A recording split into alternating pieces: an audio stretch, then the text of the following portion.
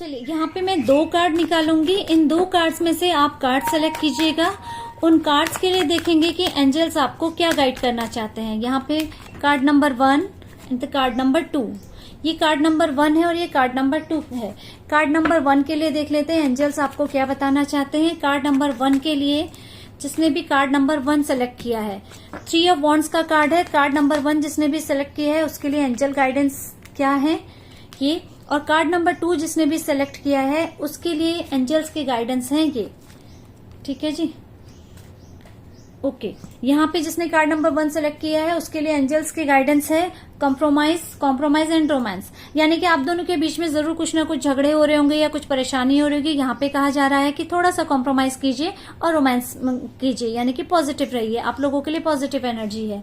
जिसने भी card number 2 select किया है उसके लिए एंजल्स के गाइडेंस है forgiveness and the meditation bring answer, यानी कि आप अपने मन में किसी बात को लेके बैठे हैं जिसकी वजह से नेगेटिविटी आ रही है, तो एंजल्स का कहना है कि फॉरगिव कीजिए और मेडिटेट कीजिए। यहाँ पे आपको पॉजिटिविटी मिलेगी और फिर विक्ट्री मिलेगी। ठीक है जी, यहाँ पे भी आप जो कहा जा रहा है, यहाँ पे कहा जा रहा है कि आप दोनों इस सिचुएशन में होंगे कि जो भी लवर्स की एनर्जी में है, यहाँ पे आप दोनों एक दूसरे के साथ कोई झगड़ा चल रहा होगा या कुछ परेशानी चल रही होगी जिसकी वजह से आप अकेला फील कर रहे हो, अकेले में हो, उदास हो, आपको जरूरत है।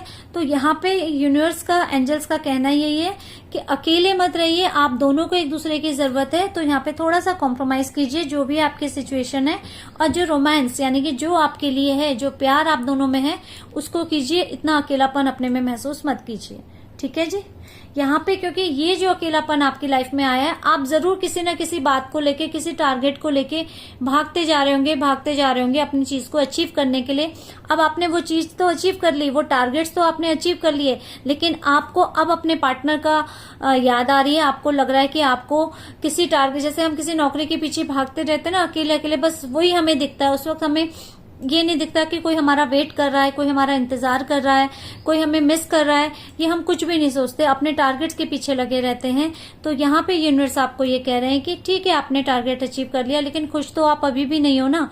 तो आप यहाँ पे थोड़ा सा कॉम्प्रोमाइज कीजिए और उस रिश्ते को आगे बढ़ाइए। रोमांस आप में दोनों के बीच में था, प्यार था, उस प्यार को बढ़ाइए। बस आपको जरूरत है तो थोड़ा सा कॉम्प्रोमाइज करने की।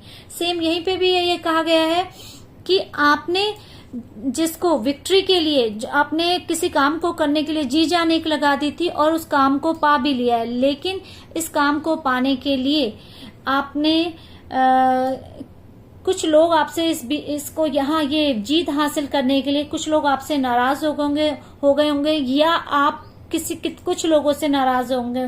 यहाँ पे या तो कुछ लोग आपसे नाराज हैं या यहाँ पे आप किसी से नाराज हैं। तो वो नाराजगी दूर करके, क्योंकि अब आप जीत के रथ पे बैठे हैं, आप उस जीत को हासिल कर चुके हैं, विक्ट्री हासिल कर चुके हैं। तो यहाँ पे कहा है कि अपने मन में गिले शिकवे मत रखिए, पुराने बातें, किसी के मन में कड़वाहट मत रखिए, उनको फॉरगिव कीजिए।